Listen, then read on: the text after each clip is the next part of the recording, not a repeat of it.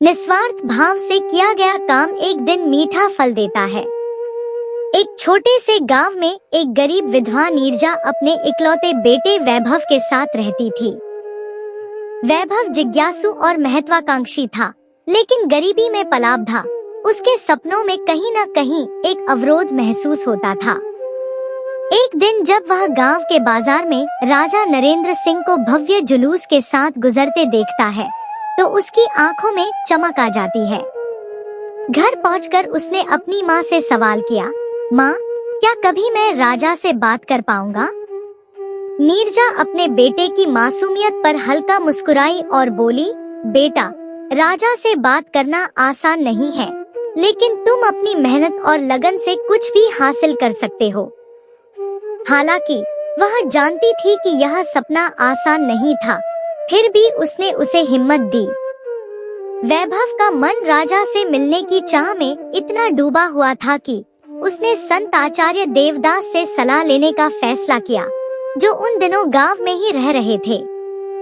संत ने उसकी लगन और जिज्ञासा देखकर कहा, अगर तुम सच में राजा से मिलना चाहते हो, तो अमुक स्थान पर जाओ जहां राजा का नया महल बन रहा है। वहां जाकर मजदूरी करो, पर एक शर्त है, कभी भी बदले में कुछ मत मांगना। यह निष्काम कर्म है, बिना फल की इच्छा के किया गया काम।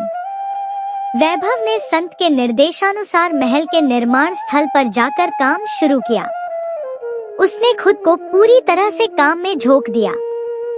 दिन रात वह दूसरों से दोगुना काम करता, मगर कभी भी किसी तरह की मजदूरी या इनाम नहीं मांगता। लोग उसकी लगन को देखकर हैरान होते, लेकिन वह संत की बात पर अडिग था। कुछ महीनों बाद राजा नरेंद्र सिंह महल के निर्माण स्थल का निरीक्षण करने पहुँचे। वहाँ उनकी नजर वैभव पर पड़ी, जो बेहद तन्मयता से काम कर रहा था। राजा ने अपने प्रबंधक से पूछा, यह लड़का कौन है जो इतनी निष्ठा से काम कर रहा है? प्रबंधक ने विनम्रता से उत्तर दिया, महाराज, यह लड़का बेहद मेहनती है, लेकिन अजीब बात यह है कि यह अब तक एक भी दिन मजदूरी नहीं ली है। कहता है कि यह काम उसका अपना है और वह इसके लिए कोई इनाम नहीं चाहता। राजा को यह सुनकर हैरानी हुई। उन्होंने तुरंत वैभव को बुलवाया और पूछा, बेटा, तुम मजदूरी क्यों नहीं लेते? बताओ, तुम क्या चाहते हो? वैभव ने झुककर राजा के चरण स्पर्श किए और कहा, महाराज, आपकी कृपा दृष्टि मिल गई, यही मेरे लिए सबसे बड़ी मजदूरी है। मैं और कुछ नहीं चाहता।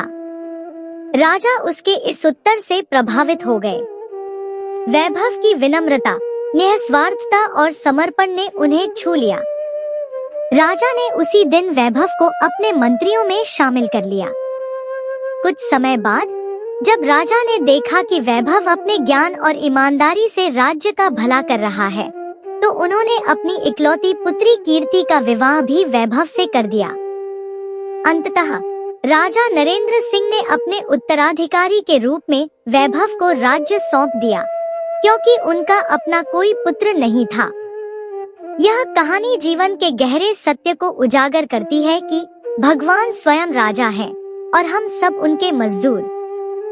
जब हम किसी भी कार्य को निष्काम भाव से करते हैं, बिना फल की अपेक्षा के, तब वह कार्य हमें न सिर्फ संतुष्टि देता है, बल्कि उस कार्य का फल भी अप्रत्याशित रूप से बड़ा होता है। वैभव अगर सकाम कर्म करता तो उसे सिर्फ मजदूरी मिलती, लेकिन निष्काम कर्म ने उसे राजा बना दिया।